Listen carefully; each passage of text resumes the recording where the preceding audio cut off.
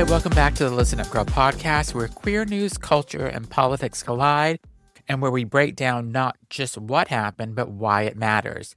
On today's show, we're talking about celebrity choices and consequences, MAGA politics creeping further into pop culture, attacks on trans lives at every level of government, major wins for LGBTQ plus families, and why representation from Hollywood to City Hall still matters more than ever. So let's get into it because we have a lot of news today. We have to start off with what Nicki Minaj is doing with MAGA politics and the cost of choosing sides. Nicki Minaj is facing significant backlash after appearing at Turning Point USA's AmericaFest in Phoenix, Arizona, and the numbers tell a clear story.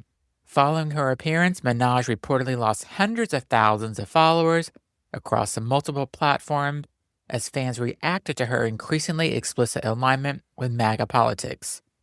At the conference, Minaj praised Donald Trump and J.D. Vance, telling the crowd she had the utmost respect and admiration for Trump's leadership.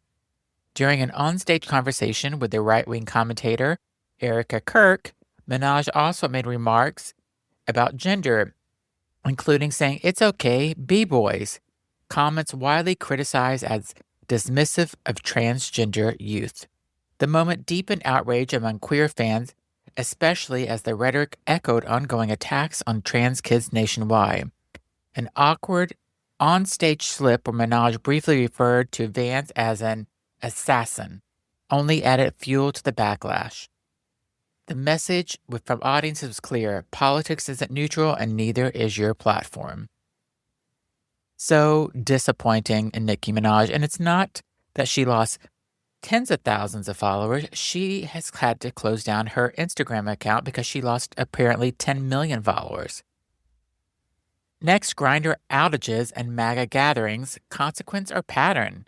As AmericaFest wrapped up, users across Phoenix area reported widespread outages on Grindr, where the most severe disruptions happened Friday afternoon.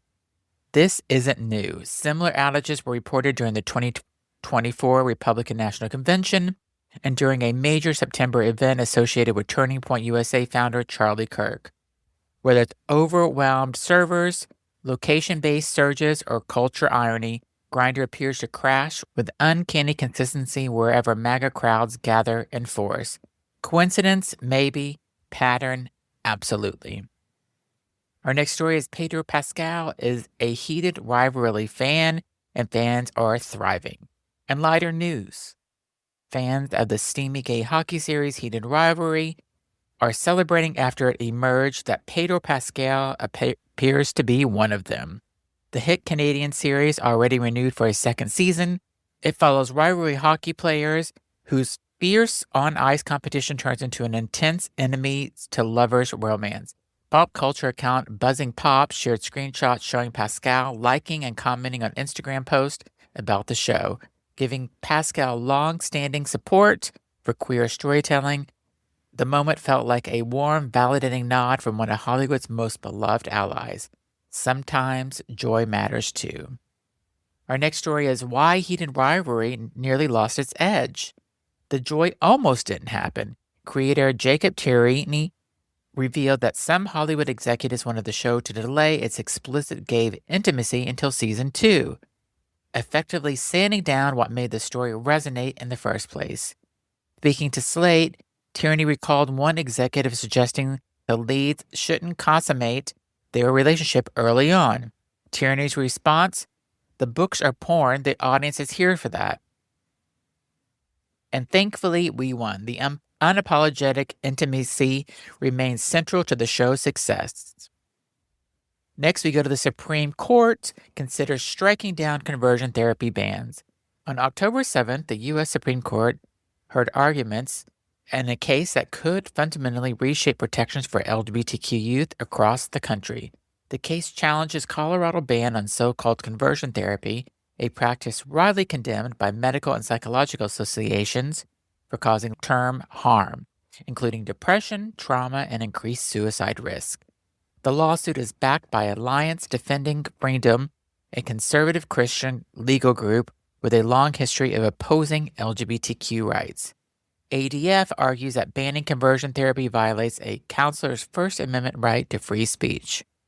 Advocates counter that this framing ignores the power of imbalance between licensed professionals and minors and treats psychological harm as a protected expression. Legal experts say that the court appears open to ADF's arguments, raising fears that a ruling in their favor could invalidate conversion therapy bans nationwide, even when applied to licensed professionals treating minors.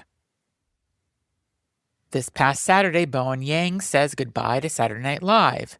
Bowen Yang has officially exited Saturday Night Live, closing out an era of groundbreaking queer representation on late-night television. Yang's final episode aired December 20th, hosted by Ariana Grande with Cher as a musical guest, and featured an emotional farewell sketch that broke down the fourth wall. During the moment, Yang reflected on his time at the show, calling himself lucky to have been part of it, and expressing gratitude for the people who made the experience meaningful. In a follow-up Instagram post, Yang wrote that working at SNL helped him understand the value of showing up during difficult times, even when the world feels overwhelming. He thanked creator Lorne Michaels, his co-workers, host, and the audience, ending the line, "This show doesn't go on because it's ready, but I hope I am." For many queer viewers, Yang wasn't just funny, he was visible, fearless, and historic. I think he was amazing on the show, and I am going to miss seeing him on Saturday Night Live. Our next story, Representative Sarah McBride calls out GOP priorities. Congresswoman Sarah McBride is calling out Republicans' leaderships for what she says is a deliberate misplacement of priorities.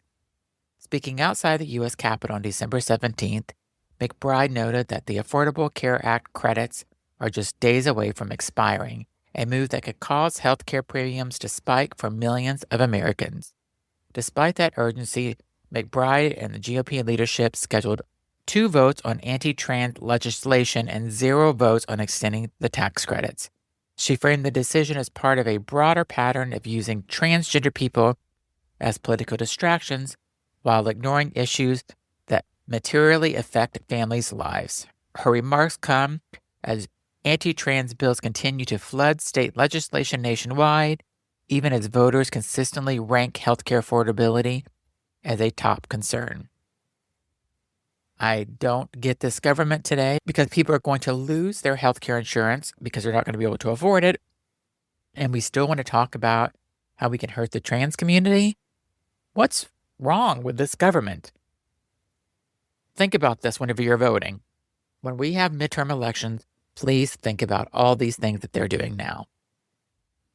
Our next story is leaked memo raises alarm over bounties on trans activists.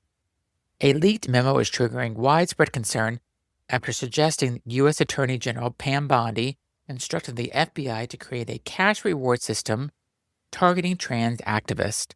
According to the memo, members of the public would incentivize to report individuals or groups promoting what document referred as radical gender ideology.